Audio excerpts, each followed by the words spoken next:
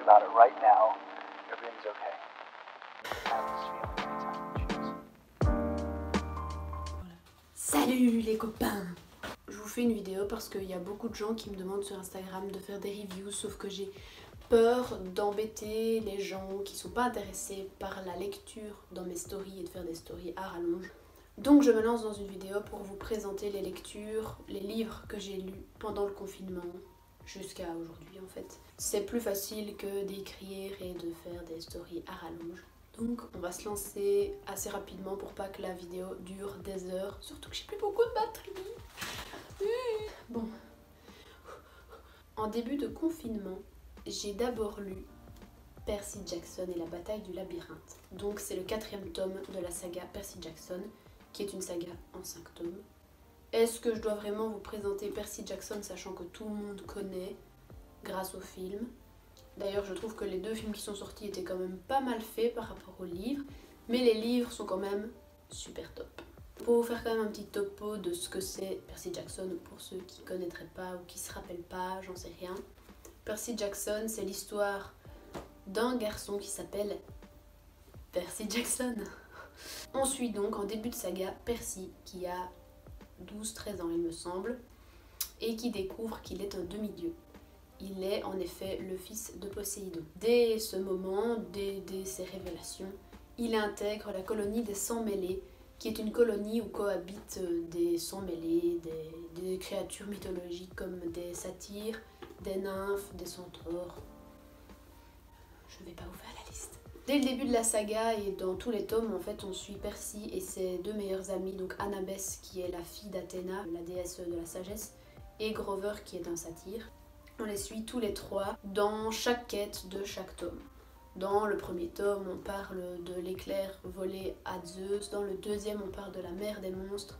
Dans le 3e, on parle beaucoup des chasseresses d'Artémis et du titan Chronos qui est l'ennemi principal des Sans-Mêlés en fait, parce qu'il veut détruire l'Olympe, les dieux, les demi-dieux, tout le tralala. Et dans ce tome, on suit Percy, Annabeth et Grover dans le labyrinthe de Dédale, le fameux labyrinthe de Dédale. Sauf qu'ils n'ont pas le fil d'Ariane pour se repérer, donc ils doivent trouver une autre solution. Comme dans chaque tome, leur parcours est semé d'embûches et de péripéties. Ce que je peux vous dire, c'est que c'est vraiment très jeunesse. Donc ceux qui n'aiment pas le jeunesse, ce sera peut-être pas pour vous. Mais pour moi, niveau jeunesse, je le classe dans la même catégorie que par exemple Harry Potter. Parce que c'est accessible, tout le monde peut le lire, l'écriture est pas difficile. On en apprend beaucoup sur la mythologie, sur les dieux, sur toutes les créatures de la mythologie grecque en fait. Et ça c'est vraiment super chouette. Enfin moi j'adore la mythologie, après c'est peut-être pas tout le monde qui aime, qui est intéressé par ça, mais voilà. Et aussi surtout les personnages sont vraiment super attachants. Et c'est très rare que dans une saga, j'accroche autant au personnage principal. Par exemple dans Harry Potter, j'adore Harry Potter mais Harry me saoule. Là, Percy, il est drôle, il est attachant, il est vraiment... Ouais, il est vraiment cool. Pour ceux qui veulent lire cette saga, c'est vraiment une saga toute doudou, toute mignonne. C'est pas compliqué à lire, ça se lit très vite. C'est vraiment super chouette. Et ce que j'ai apprécié encore plus dans ce tome que les autres, c'est qu'on voit vraiment les personnages grandir. On se rend vraiment compte que c'est plus des enfants et qu'ils commencent vraiment à prendre leurs décisions. Et que la menace du titan Chronos, donc le titan du temps, elle arrive, la menace. Donc voilà, ceux qui veulent lire, lisez-le parce que franchement moi j'ai trouvé ça super chouette. Ensuite, j'ai lu le 2e tome de la trilogie du Tearling de Erika Johnson, donc Révolte de Feu. Dans cette trilogie, on suit Kelsey, qui est une jeune fille de 17-18 ans, qui se retrouve à devoir gouverner le Tearling qui est un royaume. Kelsey doit reprendre le flambeau de sa mère qui est décédée, sauf que sa mère a pas géré en gros super bien le royaume avant sa mort. Donc Kelsey se retrouve avec beaucoup de problèmes sur les bras alors qu'elle ne sait même pas exactement comment on fait pour gouverner. En effet, le royaume du Tearling est en sorte de conflit avec le royaume de Mormen qui est gouverné par la Reine Rouge. Et la mère de Kelsey à son époque, pour éviter le conflit, a créé un accord avec la Reine Rouge qui était de livrer je ne sais plus combien d'esclaves par mois du Teerling jusqu'à Mormen. Donc en fait le Teerling est en esclavage et Kelsey quand elle arrive elle veut abolir ça. Donc elle dit l'esclavage c'est fini, on livre plus d'esclaves. Et à partir de ce moment-là, le conflit ne va faire que grandir et Kelsey va devoir gérer son nouveau titre de reine, gérer tous les problèmes qui vont avec, gérer tout ça. Et en plus de ça, elle hérite d'un saphir qui est magique et qui lui attribue des pouvoirs. Et c'est pas évident de gérer tout ça en même temps, donc on va la suivre pendant ces 3 tomes. C'est pas du jeunesse, je dirais que c'est du young adulte. C'est une belle dystopie. Je trouve qu'on a vraiment des belles références. Je ne vais pas vous les donner, je vous laisse la surprise pour ceux qui veulent le lire. Le seul gros point négatif qui pour moi est quand même gros point négatif, c'est que les chapitres sont extrêmement longs. C'est très long, c'est trop long. Pour quelqu'un qui a envie de lire son livre pendant un quart d'heure, pendant une petite pause, c'est juste impossible. Et moi, je sais pas vous lecteurs comment vous fonctionnez, mais moi, je suis quelqu'un qui déteste m'arrêter en plein milieu d'un chapitre. Pour moi, mon marque-page, il doit être posé à la fin d'un chapitre, point. Sauf que les chapitres, j'en ai compté un, il faisait 60 pages. Mais comment on peut écrire un chapitre de 60 pages?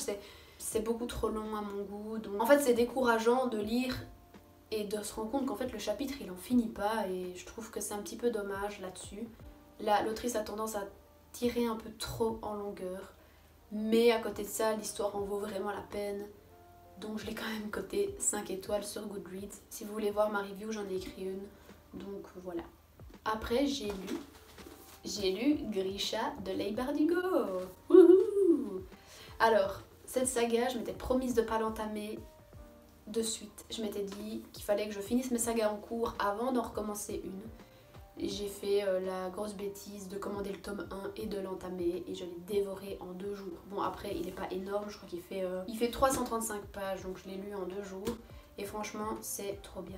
Donc pour ceux qui connaissent pas, mais je pense que beaucoup de gens connaissent le Grishaverse de Leigh Bardugo qui va d'ailleurs bientôt être adapté en série par Netflix. Leigh Bardugo a écrit une duologie qui s'appelle Six of Crows et une trilogie qui s'appelle Grisha et Shadow and Bone en anglais, plus d'autres livres en plus qui font partie du même univers. Avant de me lancer dans la saga, j'ai quand même lu plusieurs avis parce que je savais pas si je devais me lancer dans Six of Crows avant Grisha ou l'inverse. Et puis je me suis renseignée et j'ai vu en fait que Grisha se déroule chronologiquement avant Six of Crows. Donc beaucoup conseillent de lire Grisha avant Six of Crows pour ça. Et point 2, tout le monde avait l'air de dire que Grisha était un peu moins bien que Six of Crows et que du coup si on lisait Grisha après Six of Crows on allait être déçu, tandis que si on lisait Grisha avant Six of Crows ça faisait monter le plaisir de la lecture progressivement.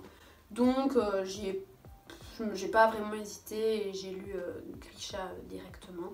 Donc, Grisha, enfin le Grishaverse en général, on se retrouve dans une sorte de Russie revisitée du 18e ou 19e siècle, je ne sais plus. Et dans Grisha, on se retrouve dans le royaume de Ravka.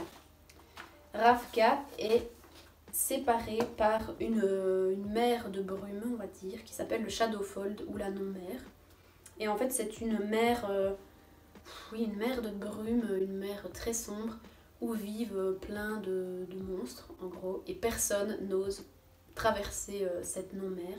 Au niveau des personnages, on suit Alina et Mal qui sont 2 orphelins qui ont grandi ensemble dans un orphelinat. Ils effectuent leur service militaire dans la première armée, à savoir que dans Grisha, on suit une première armée qui est composée de soldats et une deuxième armée qui est composée de Grisha.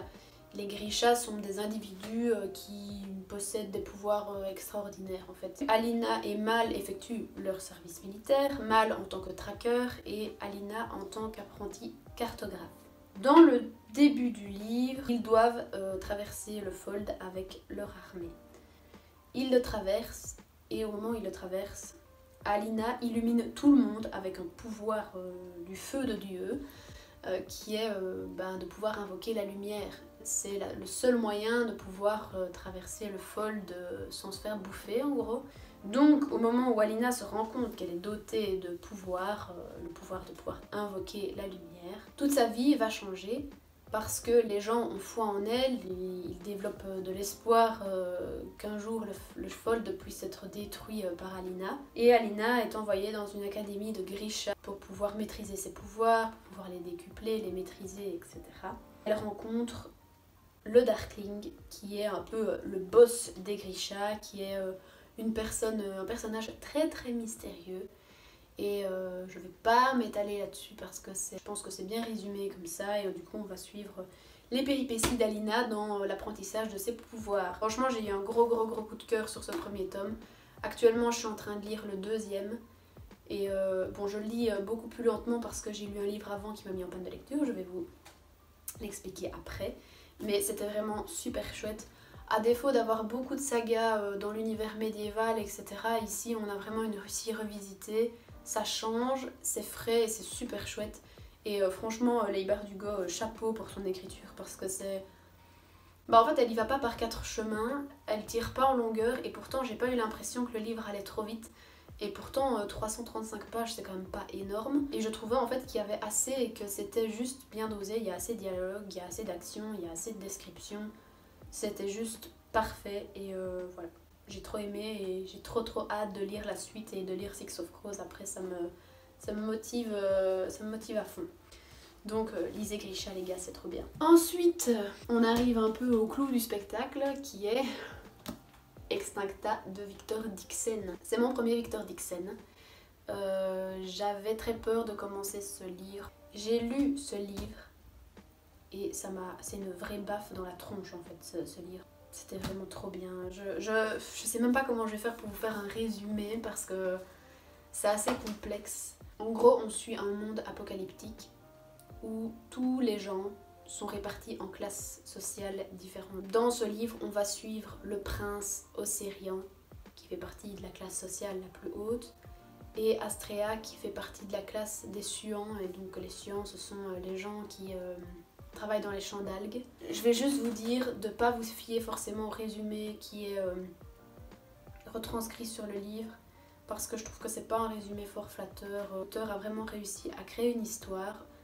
Les personnages au final sont vraiment les acteurs, tout ce dont l'auteur nous fait comprendre par rapport à l'environnement et le monde actuel et ce qu'il ne faut pas faire pour qu'on en arrive là. Bon bien sûr c'est fictif et c'est mêlé un peu à de la science-fiction, donc ça pourrait pas se passer comme le livre. L'auteur a vraiment, enfin à mon avis, il a fait des recherches de malade pour pouvoir écrire un tel livre. En plus c'est un one-shot, c'est pas une saga, donc du coup pour pouvoir mettre tout dans un seul bouquin, ça a pas dû être facile.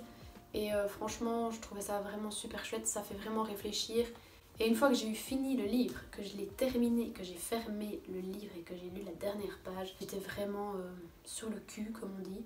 Après, pendant une semaine, j'ai pas su lire un livre et là maintenant je lis comme une tortue tellement ce livre m'a vraiment... il m'a bouleversée.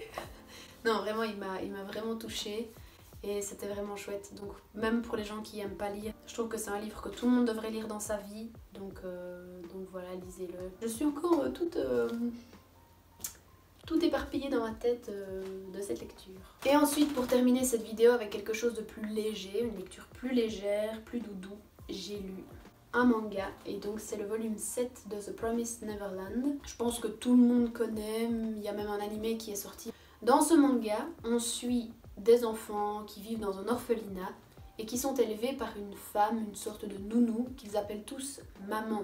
Mais un jour, il y a deux des enfants qui découvrent que la maman, en fait, n'est autre qu'une usurpatrice et qu'elle élève ses enfants pour les donner à manger à des démons.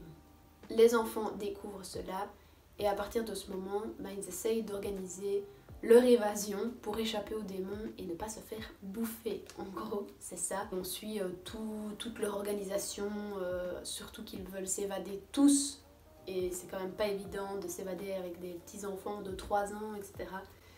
Donc voilà, les personnages sont super attachants, c'est marrant, c'est comique, c'est sympa, c'est douillet. Donc quand on a lu une grosse lecture comme par exemple Extincta, ça faisait du bien de lire un peu quelque chose de plus soft. Voilà pour ces 5 lectures. J'espère que je vous aurai donné envie de lire ces livres.